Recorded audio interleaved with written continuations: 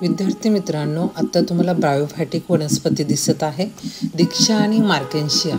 तर याच्यामध्ये तुम्हाला थॅलस ग्रीन प्रोस्टेट मातीवर पसरलेले दिसेल. याच्यावर जिम्मी लाईक स्ट्रक्चर आहेत, ज्याच्यामध्ये गॅमेट्स तयार होतात. वॉटरच्या प्रेझेन्समध्ये फर्टिलायझेशन केल्यानंतर अपराईट इरेक्ट अशी प्लांट बॉडी तयार होते आणि तुम्हाला ती स्पोरोफायटिक जनरेशन त्याच्यावर अटॅच दिसतं, ज्यांना आपण अँथोसिरॉस असं म्हणतो.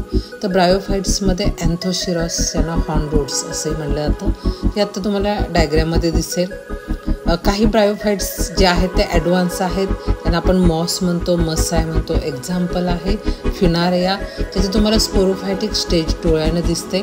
आणि ही स्पोरोफायटिक स्टेज जी आहे, छोटे छोटे लिफी स्ट्रक्चर तुम्हाला दाखवतात. तर ही जी स्पोरोफायटिक स्टेज आहे, रूट स्टेम लीफ लाईक स्ट्रक्चरमध्ये डिफरन्शिएट होते आणि ती गॅमेटोफायटिक स्टेजवर अटॅच असते. तर हे तुम्हाला जिथं खूप पाऊस पडतो तिथं भिंतीवर, मातीवर किंवा वनस्पतींचे जे बुंदे आहेत स्टेम त्याच्या